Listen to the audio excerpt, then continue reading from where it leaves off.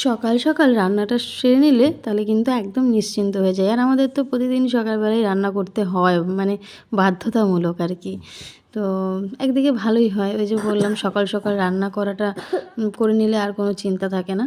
তো সকালবেলায় সোয়াবিন দিয়ে আলু দিয়ে আর ওই পনির পনির ছিল, তো পনির দিয়ে একটা সবজি বানিয়ে নিলাম। আর তার সঙ্গে ছেলেকে দিলাম আলু পনির সোয়াবিন ভাজা, আর তার সঙ্গে আলুর পরোটা বানিয়ে দিয়েছি। শুধু ওর জন্যই বানিয়েছি, আমাদের জন্য নয়, আমরা ভাত খাবো। তো ওর জন্য 2 পিস বানিয়ে দিলাম সকালবেলা উঠে, কারণ ছেলে আমার কিচ্ছু খেতে চাচ্ছে না, ও একদম খেতে চায় না, জানো তো। ওকে নিয়ে আমার সবথেকে বেশি মানে চিন্তায় থাকি আমি, কারণ বাচ্চাটা যদি একটু খেত, নিজে থেকেও কখনো বলে না যে আমার খিদে পেয়েছে বা কিছু, কখনো বলে না। সারাক্ষণ খেলা করে খেলা করে, ও শুধু খেলা খেলা হলে আর কিছু চাই না। দেখুন আমি টিফিন কেটে আটকাতে পারছিলাম না বলে ও টিফিন বক্সটা আটকে দিল।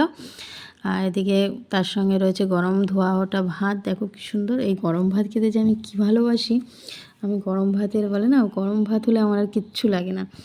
আমি একটু অল্প খাবো, কিন্তু গরম ভাত খেতেই বেশি পছন্দ করি। ঠান্ডা ভাত খেতে আমার একদম ভালো লাগে না। তাও মাঝে মধ্যে খেতে হয়, যখন ভাত থেকে যায় ফেলে দেবো তখন তো খেয়ে নিই, তাও আমি গরম করে খাই। তারপর দেখো এই যে এদিকে হচ্ছে গিয়ে বিছানা সুন্দর করে আমি চেঞ্জ করে নিলাম। তো বালিশের কভারগুলো আর ম্যাচিং হয়নি, কারণ এর সঙ্গে ম্যাচিং, এটা সিঙ্গেল, মানে সিঙ্গেলই কিনে, মানে এর সঙ্গে বেড বেড মানে বেড কভার ছিল না। এই বেড কভার বলছি, ধুর, ভুলভাল বকে যাচ্ছি। চাদরের সঙ্গে তোমার ছিল না, বালিশের কভার ছিল না বিছানা চাদরের সঙ্গে। তো যাই হোক, কেমন লাগছে জানিও। তারপর চলে আসলাম রান্নাঘরে দেখাতে। এই যে রান্নাঘর পুরো পরিষ্কার করে নিয়েছি। আজকে একটুখানি অন্যরকম ভিডিও করলাম, মানে প্রতিদিন তো কাজ করতে করতে শেয়ার করি, আজকে আর কাজ করার পর শেয়ার করলাম। এই যে ঘরটাও, রান্নাঘরটাও মুছে নিয়েছি, সম্পূর্ণ ঘরটা মুছে হয়ে গেছে। আজ অনেকদিন পর বৃষ্টি হচ্ছে বন্ধুরা।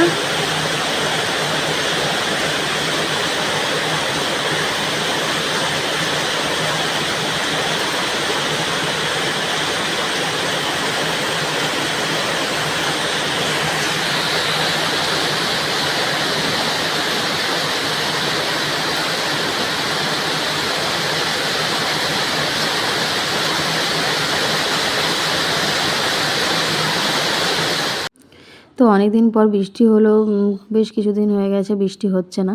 তো যাই হোক, বৃষ্টিটা হলো, তা ঠান্ডা ঠান্ডা একটা ভাব আসছে। তারপর আর কি বৃষ্টিটা হচ্ছিলো বলেই আমি একটুখানি দাঁড়িয়ে গেছিলাম। এখন বাজে ওই 4:30-এর মতো। তো এখন যাচ্ছি বাবার বাড়িতে। আর ওই যে দেখছো ওই আন্টিটা আর কি কুচো চিংড়ি নিয়ে এসেছে, যে তাই বলছে ঝিঙে মাছ লেগা, আমরা নেই লেগা মামা।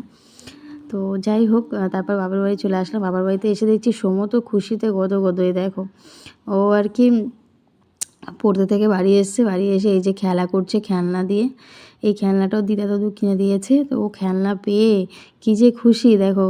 ও এই খেলনা হলে আর কিচ্ছু লাগে না, খাওয়া দাওয়া বন্ধ মানে না হলেও চলে। তারপর ওর দিদা দেখো ম্যাগি বানিয়ে নিয়ে এসছে।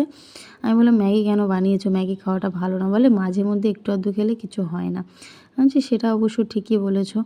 তো যাই হোক, এদিকে ম্যাগিটা বানিয়ে নিয়ে এসেছে গরম গরম, আর ছেলেও ম্যাগিই খাবে, আবদার করেছে। তো মা আর কি বানিয়ে দিয়েছে, তো ওকে খাইয়ে, ও খেয়েছে, নিজে থেকেই খেয়েছে।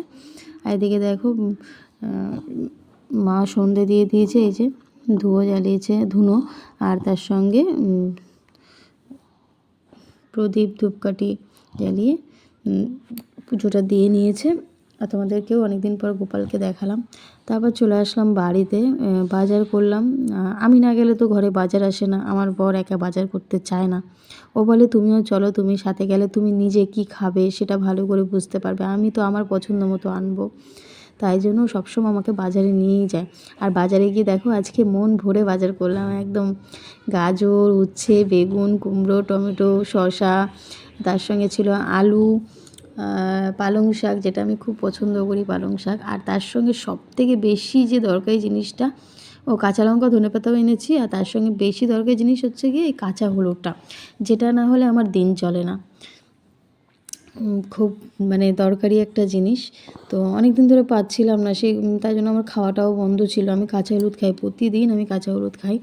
তো এটা খাওয়া খুব উপকার, একটু একটু করে আমি কাঁচা হলুদ খাই। তো অনেক দিন হয়ে গেছে আমি খেতে পাচ্ছিলাম না, পাচ্ছিলাম না কাঁচা হলুদ। তো আজকে অনেক একসাথে পেয়েছি, তো আমি বললাম 100 গ্রাম দাও। তার সময় বাবা বলছে না তুমি 200 গ্রাম নিয়ে রাখো, তোমার অসুবিধা হয়, পাও না সব সময়। আর ওই দোকানদার কাকুটাও তাই বললো, তাই 200 গ্রাম নিয়ে এসেছি। তারপর হচ্ছে কি আমার বরমশাই দেখো এদিকে আমাকে বলছে তুমি রান্নাটা করো,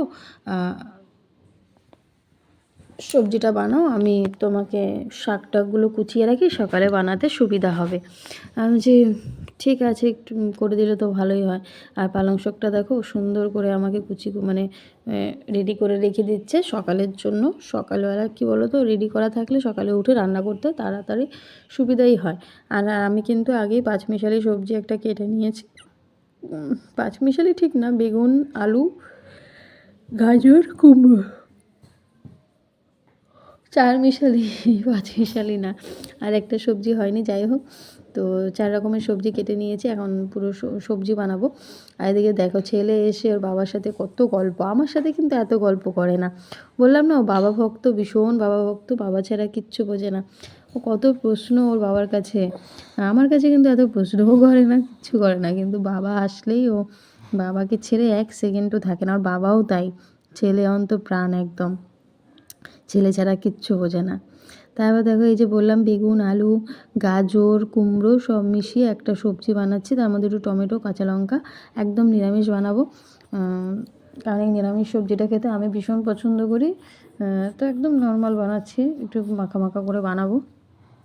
আর লঙ্কার গুঁড়ো টুড়ো কিচ্ছু দেবো না, একদম কাঁচা লঙ্কা দিয়ে বানাবো। আর তার সঙ্গে লাস্টে একটু ধনে পাতা দিয়ে দেবো। আর ফোড়নে 5 ফোড়ন দিয়েছি। 5 ফোড়নটা দিলে দেখবে এই পাঁচমিশালি সবজি টবজিগুলো খেতে বেশ ভালো লাগে। আর ছেলে আমার দেখতে দেখতে বড় হয়ে উঠেছে, দেখেছো?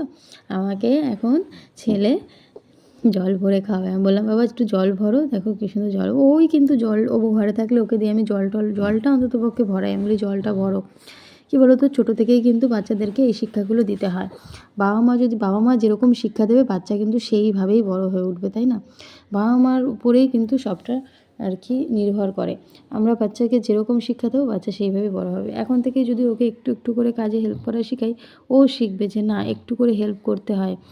তো যাই হোক, ও আমাকে সোনা বাবাটা জল ভরে দিয়েছে। এদিকে দেখো কী সুন্দরভাবে এদিকে তরকারিটাও করে নিয়েছি, আর মা কিন্তু ভাত পাঠিয়ে দিয়েছিল।